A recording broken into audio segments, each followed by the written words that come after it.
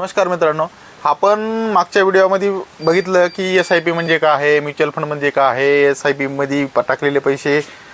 आता सर्वांना माहीत आहे फंड जाहिरात करत नाही. आपण अगोदरच सांगत आहे की कोणत्याही म्युच्युअल फंडची आपण जाहिरात करत नाही आहे. जे नामांकित आहेत, जे परिचयाचे आहेत आणि हे फक्त एज्युकेशन पर्पजसाठीच आपण व्हिडिओ बनवत आहे. ओके. आणि हे जे SBI बँक आहे सगळ्याला माहीत, त्या बँकेचे म्युच्युअल फंड आहेत. तर टॉप माझ्या दृष्टिकोनातून लार्ज कॅप, मिड कॅप आणि स्मॉल कॅप. तर हे टॉप SBIचे म्युच्युअल फंड आहेत. ओके. तर SBI स्मॉल कॅप फंड म्हणून आहे. ओके. एक SBI Magnum mid cap fund म्हणून आहे आणि SBI लार्ज कॅप आणि मिड कॅप फंड म्हणून आहे. ओके. हे तिन्ही आम्हाला आपण बँकेत जायचं, बँकेत गेल्याच्या नंतर म्हणायचं की आम्हाला म्युच्युअल फंडमध्ये इन्व्हेस्टमेंट करायची.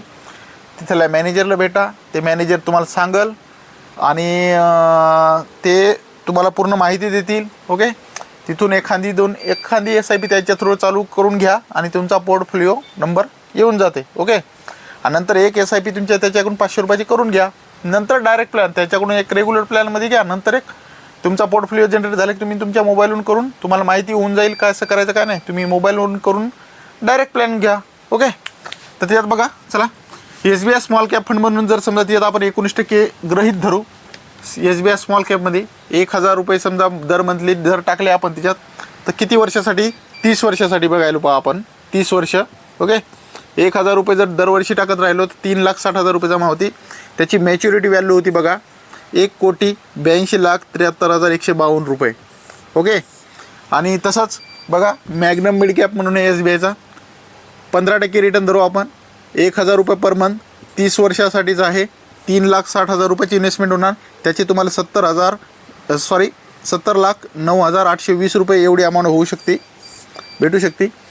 आणि SBI लार्ज कॅप आणि मिड कॅपमध्ये 14% रिटर्न धरून चालू. 1000 रुपये पर मंथ, 3,60,000 रुपयाची इन्व्हेस्टमेंट होणार 30 वर्षासाठी. याच्यात तुम्हाला 55,57,000 रुपये 55,57,054 रुपये एवढी अमाऊंट तुम्हाला भेटू शकते. ओके. आता याच्यात बघा, याच्यात 19%, याच्यात 15%, याच्यात 14%. ओके. आता हे असं रिटर्न का दिलं? ओके. बघा याच्यात आहे ना लार्ज आणि मिड कॅप म्हणून आहे, याच्यात 14% रिटर्न धरलं. कारण की का? तर याच्यात ह्या मोठमोठ्या कंपन्या आहेत. याच्यात लार्ज कॅप म्हणलं की खूप सगळ्यात मोठ्या कंपन्या आहेत ज्या जास्त व्हॅल्युएशन असतात त्यांचं. ओके. त्यांचं रिटर्न एकदम, त्यांचा शेअर प्राईजच पहिला 4-5 हजार रुपयावर असते. 3-4 हजार, 2-4 हजार. त्यांचं मार्केट कॅपिटलायझेशन खूप मोठं असते. म्हणून त्यांचे काय शेअर प्राईज आज यावर्षी समजा 5,000 रुपये जर असेल आणि पुढच्या वर्षी लगेच ते 10,000 होत नाही. म्हणून त्यांचं रिस्क कमी असते. त्यांचं प्रेझेंटेशन जे आहे ते जास्त टक्के रिटर्न देत नाहीत. ओके. आणि मिड कॅपमध्ये आहे रिस्क नकळत असते, नगण्य असते, पण थोडी कुठं तरी असते. पण तरी पण त्याचं रिटर्न 15% धरून चालू आपण. म्हणून 55 लाख आणि इथं 70 लाख 1% जरी डिफरन्स असला तर 30 वर्षानंतर एवढा फरक पडतो. जवळपास किती? 14-15 लाख रुपयाचा. ओके. आणि SBI स्मॉल कॅप म्हणून आहे, फंड म्हणून आहे. तर त्याच्यात 19% गृहीत धरू का आपण? याच्यात आता हे जे स्मॉल कॅप आहे ना, हे स्मॉल कॅपिटलायझेशन ज्या कंपन्यामध्ये आहे त्या कंपन्यामध्ये इन्व्हेस्टमेंट करतात. म्हणून तिथं रिटर्न येण्याची शक्यता जास्त असते. म्हणून इथं रिक्स जास्त असते. रिस्क म्हणजे नाही आहे तरी पण थोडीफार इथं रिक्स असते.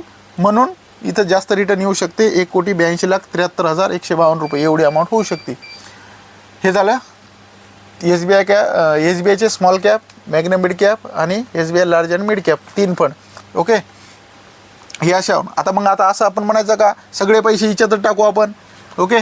तुम्ही दर मंथली तुमचे चालले किती बघा. ओके. दर मंथली तुमचे चालले 3,000 रुपये इन्व्हेस्टमेंट.